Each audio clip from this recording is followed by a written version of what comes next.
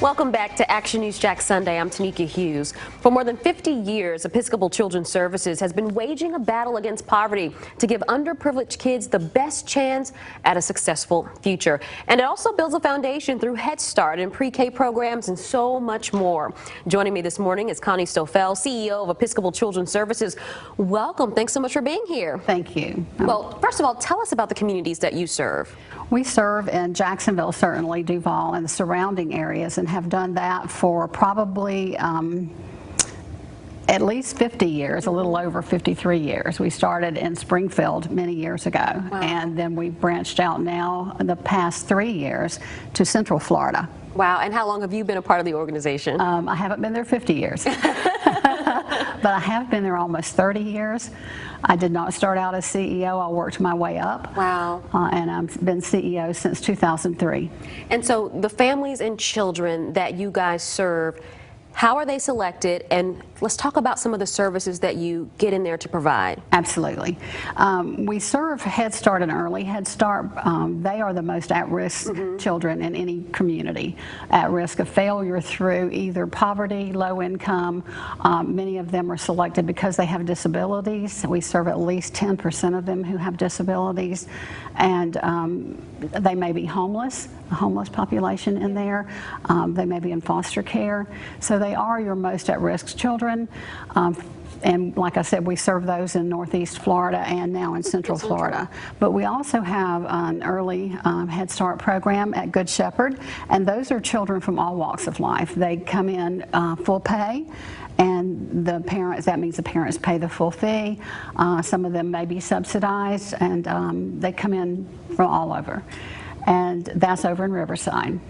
And we also have the primary contractor for the North Florida Early Learning Coalition, and that serves 6 counties. Okay. And that's Nassau, Clay, Baker, Bradford, St. Johns, and Putnam counties. So just an awesome network. And obviously, Episcopal Children's Services, your focus is on children, and this is such a vulnerable population. Absolutely. And it's so important to get those interventions in there early on.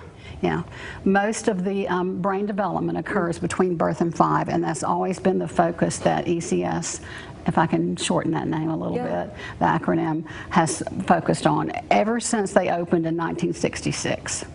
You all have some amazing community partners. Tell me a little bit about the people who you all rely on to make your program a success. We do. We could never, ever do it all alone. We work with the North Florida Early Learning Coalition. We certainly partner in Duval with the Duval Early Learning Coalition. We partner with so many other partners, you know, speech therapy partners, disability partners that help us through all the different disability referrals that we do. I looked at the contracts that we call them MOUs, that we have, memorandums of understanding, and there are probably at least 100, all school boards in all 14 counties. I couldn't begin to name the partners, but we could never do the work alone without having amazing partners. United Way in our counties, Northeast Florida United Way certainly, but all of the other United Ways in every county. It's amazing the partnerships that we have. We could never do it alone. And these partnerships are important because this organization really focuses on dealing with helping the whole child. So I want to talk about something that's and the parents. And their parents, that's of course. Huge. And I want to talk about something that's really important that you all do is the Children's Champion Award, and it's coming up. Let's talk about what this award represents, and then I want to get into some of the people that you're going to honor. So what is the Children's Champion Award? We've been doing that since 2006. This is our 13th year. And what we do with that is we try to honor those who really put children first, whether it be a corporate sponsor. The corporation does that, and they try to honor through their employees, through volunteer efforts, through donations, and the individuals who have done that throughout their lifetime, whether through philanthropy or other ways that they volunteered through their services. And the individual that you guys are honoring this year is State Attorney Melissa Nelson. Why was she selected? Well, I have to tell you that we had a big list, and we were looking at the list, and she was on there. And when I went to my Rotary Club, which is the Downtown Rotary Club of Jacksonville, I heard her speak, and we were early in the process, and her name was on there already for the Cure Violence program that she brought back to Jacksonville that Mayor Curry and Sheriff Williams both have looked at, and at that point it was early on. And I heard her speak, and I knew that we already had a curriculum that we work with our very young children, because they all have trauma in their lives, most all of them, especially in Head Start and early Head Start. And I heard her speak, and I was mesmerized. I had never really heard her talk about how passionate she is about helping young children so early. And I just couldn't stop thinking about how important it was to begin to make a difference in young children's life from her point of view. And I really realized that she was so passionate about it that I came back to my board. And they caught the passion too. And so it wasn't long before her name rose to the top of our list.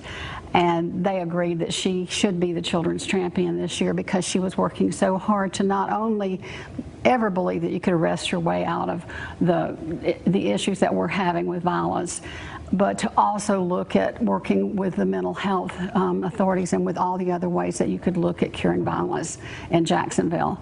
And so our board unanimously voted for her to be our children's champion, one person this year that we were going to ask, and she accepted that nomination. Okay.